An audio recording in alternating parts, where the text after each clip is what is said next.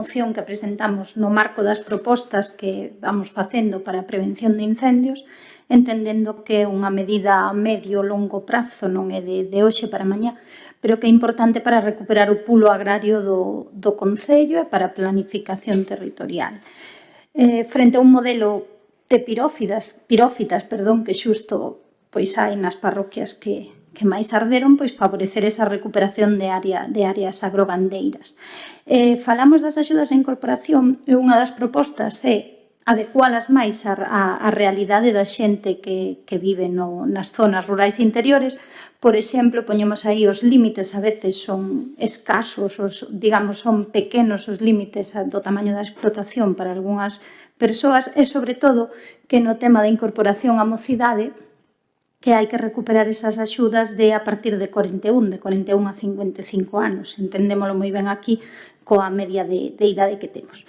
E logo, en canto ao tema das permutas de cesión de terras agrarias, é un modelo que funciona, se extende, de feito en Sober xa o temos na aldea modelo de Francos, e aí citamos o proxecto de Ribeira de Piquín. A cuestión é intentar dende os municipios ter instrumentos propios de mobilización de terra abandonada, de asesoramento agrícola, que en Sober se pode traducir en recuperación da castaña, en recuperación de zonas de horta de canabaleneiras, en resumo, pois en intentar dende o Concello apoiar o que é a recuperación agrogandeira do territorio, que ademais mellora a prevención de incendios.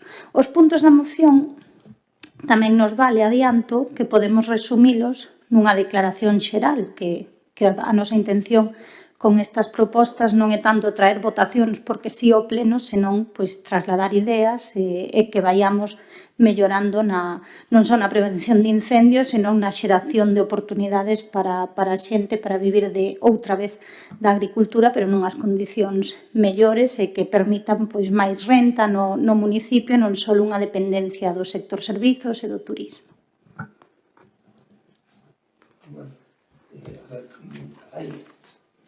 Hai algún punto que se escapa do propio Concello, non? O establecer un punto municipal de asesoramento agrogandeiro no que se informa con personal técnico da Consellería do Medio Rural, que hai unha oficina agraria comarcal, non hai esa disponibilidade de que cada Concello teña un técnico da oficina agraria. A veces, en casos concretos, como pasou cos incendios, si tuvemos unha oficina móvil para eses momentos determinados, e supoño que se fixera falta que non lo iban volver a mandar. Tamén falamos das permutas voluntarias de terras. Aquí en Sober fixo o primeiro proxecto de mobilización de terras de Galicia, que foi o previo á aldea modelo de Francos, foi un proxecto de mobilización pioneiro.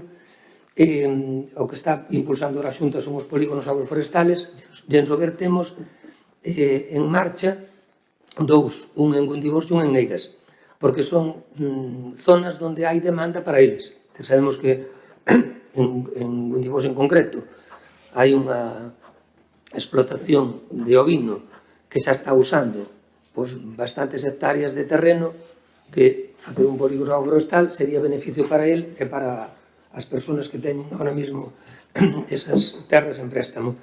E en Neiras tamén hai espacios grandes porque hai algún veciño que ten fincas de unha mesura importante. Hai que ter en conta que en calquera destes casos dos polígonos agroforestales, un 80% ten que estar a favor.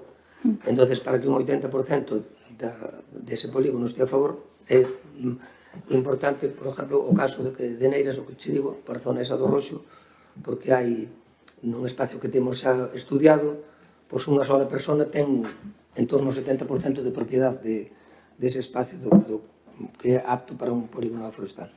Pero, bueno, non hai inconveniente en facer unha declaración nese sentido. Nós estamos, lógicamente, por apoiar ao rural, por incorporación de xente nova, que é o que queremos.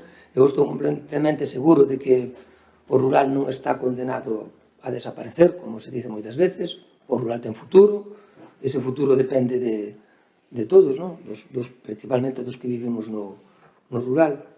E todo o que sea beneficio a que este ao alcance do Concello, é dicir, todo o que poda facer o Concello para beneficiar a incorporación de xente moza ou para impulsar o noso rural, pois estamos a favor de facelo.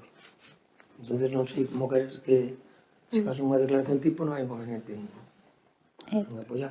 Sí, tamén esquecín que despois de presentar a moción tamén saíron as axudas deste ano para incorporación e aínda non se resolveron as de 2025, agardamos que se resolvan, o ideal era que se resolveran, pero pensamos que se van meter na convocatoria de 2026 e parecen insuficientes.